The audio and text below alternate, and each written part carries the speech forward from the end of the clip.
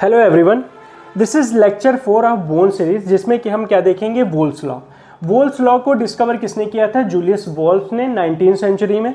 ठीक है, ये कहते हैं कि जो बोन है आपकी, वो क्या करेगी, अगर बोन पे आप मैकेनिकल स्ट्रेस या लोड डालते हो तो आपकी बोन क्या करती है, हाइट भी बढ़ाती है और साथ में बोन की विड्थ बढ़ती है, बोन और ज़्यादा स्ट्रॉन्गर होती है। ठीक है, तो इन्होंने वोल्फ जो थे, जूलियस वोल्फ, इन्होंने कैसे देखा? उन्होंने बहुत से ऐसे बॉक्सर्स को देखा जो कि क्या करते थे, बॉक्सिंग करते थे, तो रिपीटेडली वो ओवर यूज होती थी। उनके नकल्स को उन्होंने देखा कि उनके नकल्स काफ़ी ज़्यादा स्ट्रॉन्गर हो गए, वाइडेंड हो गए। तो वहाँ से उनने ये लॉ को निकाला कि जब आप किसी बोन पे ज़्यादा ओवरलोड या स्ट्रेस डालोगे तो वो बोन क्या होती जाएगी, आपकी स्ट्रॉन्गर होती जाएगी, या तो बोन की लेंथ बढ़ती जाएगी। ठीक है, ऐसे ही कुछ कंट्रीज भी हैं जिनका एग्जाम्पल लेते हैं। वहाँ पे क्या होता है कि ज़्यादा वो लोग क्या करते हैं, जंपिंग, क्योंकि उनके ऐसे रिलीजन है जहाँ पे उनका डांसिंग रिलीजन है और वो क्या करते हैं, ज़्यादा जंपिंग करते हैं। इस कारण से उनकी जो हाइट है, सभी लोगों की वहाँ पे हाइट 6 फुट से ऊपर ही हमको देखने को मिलती है। तो वहाँ पे भी उनके में क्या होता है, वोल्स लॉ अप्लाई होता है।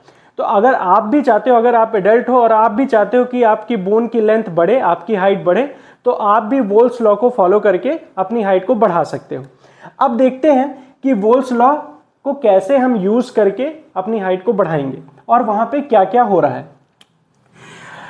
तो यहां पे वोल्स लॉ ये स्टेट करते हैं कि bone grows and remodel in response to stress and load. अब क्या हो रहा है, बोन ग्रोज का मतलब है कि वहां पे ओस्टियोब्लास्ट और ओस्टियोसाइट्स की एक्टिविटीज बढ़ेगी, और रीमॉडलिंग का मतलब ही होता है कि अगर वहां पे क्या होता है, वीकर सेल्स को, जो ओस्टियोक्लास्ट है हमारे, अगर आपके बोन में कोई वीकर सेल्स है तो वो वीकर सेल्स को निकालता है और वहां पे मैच्योर बोनी सेल्स को क्या करता है, फिलअप करता है। तो आपकी बोन क्या होती है, अल्टीमेटली आपकी बोन या तो स्ट्रांग होगी वहां पे, या तो वाइडेंड होगी, या तो स्ट्रांग होगी या तो वाइडेंड होगी, या तो बोन की हाइट या लेंथ बढ़ेगी।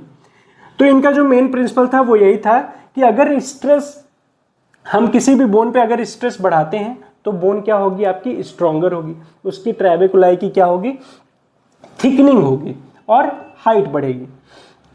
ठीक है, वहीं पे अगर हम बोन पे स्ट्रेस कम डालते हैं तो क्या होगी, बोन आपकी वीकर होती जाएगी और थिनर होती जाएगी। फॉर एग्जांपल, जैसे कि एस्ट्रोनॉट्स, स्पेस में जो लोग रहते हैं एस्ट्रोनॉट्स हमारे, तो उनमें क्या होता है, ग्रेविटी नहीं लगती है, और because of the absence of gravity वहाँ पे क्या होता है, उनकी बोन ओस्टियोपोरोसिस में जाने लगती है, क्योंकि बोन डेंसिटी उनकी कम हो जाती है।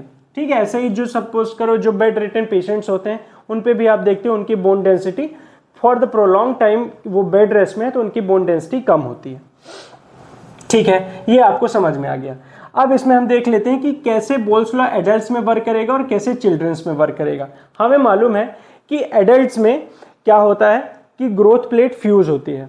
जो हमारी बोन की लेंथ कैसे बढ़ती है, जो हमारी लॉन्गर बोन्स होती हैं उनमें क्या होता है, ग्रोथ प्लेट जब फ्यूज हो जाती है आफ्टर प्यूबर्टी, 18 तक ही हमारी बोन की लेंथ बढ़ती है। उसके बाद क्या हो जाती है, बोन हमारी जो ग्रोथ प्लेट है वो फ्यूज हो जाती है, तो बोन की लेंथ बढ़ती नहीं है। बट वोल्स लॉ को अप्लाई करके आप एडल्ट्स में भी बोन की लेंथ को भी बढ़ा सकते हो और बोन को ज़्यादा स्ट्रॉन्गर, उसके ट्रेबेकुलाई की थिकनिंग करके बोन को क्या कर सकते हो, आप स्ट्रॉन्गर बना सकते हो। कैसे होगा, आपको करना यह है कि आपको जंप करना है। फॉर द 15 to 20 मिनट्स के लिए आप जंपिंग करो या रनिंग करो, ये एक्टिविटीज करो, अपना न्यूट्रिशन सही तरीके से लो।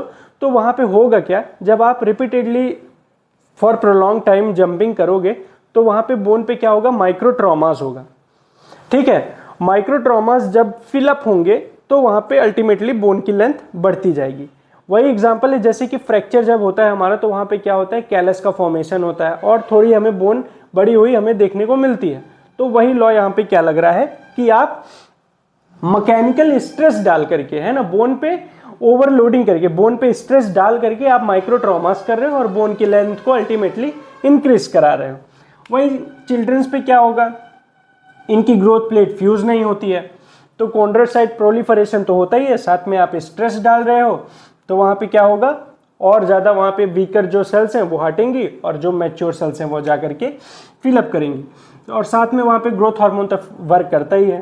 फिजियोलॉजिकली इसको देखते हैं कि कैसे यहाँ पे ये वर्क हो रहा है। आपने स्ट्रेस डाला तो बोन में हमारे हैवर्सियन कैनाल होता है, और वही हैवर्सियन कैनाल में क्या होते हैं, कैनेलिकुलाई होते हैं। ये कैनेलिकुलाई ओस्टियोसाइट्स को एक्टिवेट करते हैं। ओस्टियोसाइट्स वो सेंसर होते हैं जो कि उस लोड को सेंस करते हैं और क्या करते हैं, प्रोस्टाग्लैंडिन ग्रोथ फैक्टर्स को रिलीज करते हैं। उसके बाद पूरी एक्टिविटी ओस्टियोब्लास्ट और ओस्टियोक्लास्ट की होती है। अब यहाँ पे होता क्या है कि जब ओस्टियोसाइट्स एक्टिवेट होते हैं तो वो ओस्टियोक्लास्ट और ओस्टियोब्लास्ट की भी एक्टिविटी को बढ़ाते हैं।